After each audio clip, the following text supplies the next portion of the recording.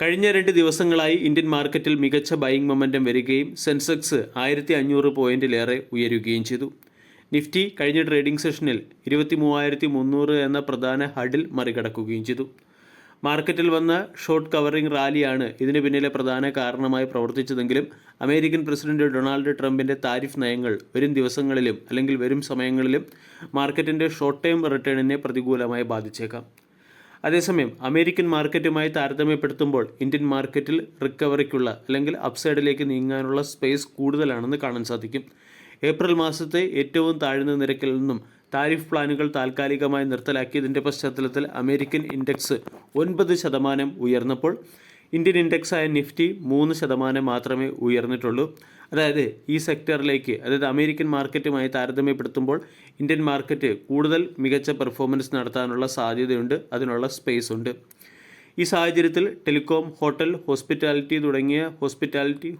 തുടങ്ങിയ സെക്ടറുകളിലാണ് നമ്മൾ ശ്രദ്ധ കേന്ദ്രീകരിക്കേണ്ടത്.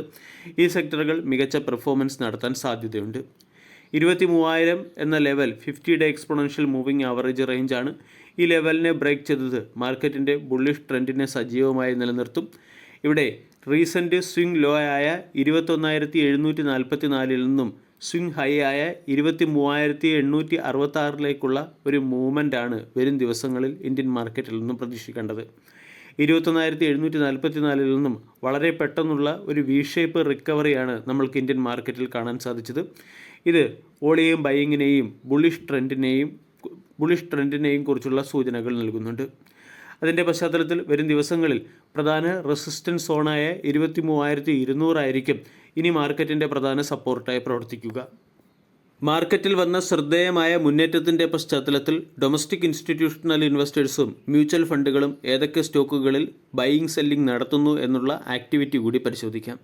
അസോസിയേഷൻ ഓഫ് മ്യൂച്വൽ ഫണ്ട് പുറത്തുവിട്ട കണക്ക് പ്രകാരം മാർച്ച് മാസത്തിൽ ഇന്ത്യൻ മ്യൂച്വൽ ഫണ്ടുകൾ 11,400 കോടി രൂപയുടെ ബൈയിങ്ങാണ് ഇന്ത്യൻ മാർക്കറ്റിൽ നടത്തിയത്. Reliance industries, TCS, HDFC bank പോലുള്ള പ്രശസ്ത ലാർജ് ക്യാപ് സ്റ്റോക്കുകളാണ് മ്യൂച്വൽ ഫണ്ടുകൾ ഏറ്റവും അധികം തിരഞ്ഞെടുത്തിരിക്കുന്നത്. അതേസമയം Hindustan oil, Muthoot finance, BSE തുടങ്ങിയ സ്റ്റോക്കുകളിൽ മ്യൂച്വൽ ഫണ്ടുകൾ സെല്ലിംഗ് നടത്തുകയും ചെയ്തു.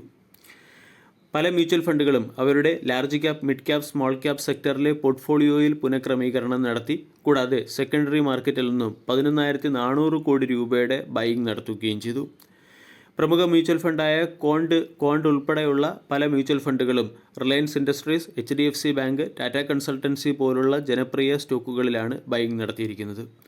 ലാർജ് ക്യാപ് സെക്ടറിൽ റിലയൻസ് ഇൻഡസ്ട്രീസിൽ 3,000 കോടി രൂപയുടെ ബൈയിങ്ങും, HDFC ബാങ്കിൽ 3,400 കോടി രൂപയുടെ ബൈയിങ്ങും, TCSൽ 1,600 കോടി രൂപയുടെ ബൈയിങ്ങുമാണ് മ്യൂച്വൽ ഫണ്ട് നടത്തിയത്. കൂടാതെ സൊമാറ്റോ, ജിയോ തുടങ്ങിയ സ്റ്റോക്കുകളിലും മ്യൂച്വൽ ഫണ്ടുകൾ ബൈയിങ് നടത്തി. NTPC, കോട്ടക് മഹീന്ദ്ര ബാങ്ക്, ഭാരതി എയർടെൽ, ഭാരത് ഇലക്ട്രോണിക്സ്, ആക്സിസ് ബാങ്ക് തുടങ്ങിയ സ്റ്റോക്കുകളെയാണ് മാർച്ച് മാസത്തിൽ മ്യൂച്വൽ ഫണ്ടുകൾ ഏറ്റവും അധികം വിറ്റഴിച്ചത്. മിഡ് ക്യാപ് സെക്ടറിൽ മാക്സ് ഫിനാൻഷ്യൽ സർവീസിൽ 1,200 കോടി രൂപയുടെ ഇൻവെസ്റ്റ്മെൻറ്റ് മ്യൂച്വൽ ഫണ്ട് കമ്പനികൾ നടത്തിയിട്ടുണ്ട്. ഇന്ത്യൻ ഹോട്ടൽസിൽ 600 കോടിയുടെയും, IDFC ഫസ്റ്റ് ബാങ്കിൽ 600 കോടിയുടെയും, CG പവർ ആൻഡ് ഇൻഡസ്ട്രീസിൽ 500 കോടിയുടെയും, സംവർധന മദർസണിൽ 400 കോടി രൂപയുടെയും ബൈയിങ് മ്യൂച്വൽ ഫണ്ടുകൾ നടത്തി. അതേസമയം മിഡ് ക്യാപ് സെക്ടറിൽ മുത്തൂറ്റ് ഫിനാൻസ്, ഗോദ്രേജ് പ്രോപ്പർട്ടീസ്, ഫോർട്ടിസ് ഹെൽത്ത് കെയർ, ഓൾട്ടാസ്, ഗ്ലെൻമാർക്ക് ഫാർമ തുടങ്ങിയ സ്റ്റോക്കുകളിൽ മ്യൂച്വൽ ഫണ്ടുകൾ സെല്ലിംഗ് ആണ് നടത്തിയത്. ഇനി സ്മാൾ ക്യാപ് സ്റ്റോക്ക് നമ്മൾ പരിശോധിച്ചാൽ ഹിറ്റാച്ചി എനർജിയിലാണ് മ്യൂച്വൽ ഫണ്ടുകൾ ഏറ്റവും അധികം ബൈയിങ് നടത്തിയത്. 1,100 കോടിയുടെ ബൈയിങ് ആണ് മ്യൂച്വൽ ഫണ്ട് നടത്തിയത്. ഇതോടൊപ്പം തന്നെ JB കം ഫാർമ, അസ്റ്റർ DM ഹെൽത്ത് കെയർ, ക്രോംപ്ടൺ ഗ്രീൻ കൺസ്യൂമർ തുടങ്ങിയ സ്റ്റോക്കുകളിലും മ്യൂച്വൽ ഫണ്ടുകൾ ബൈയിങ് നടത്തിയിട്ടുണ്ട്.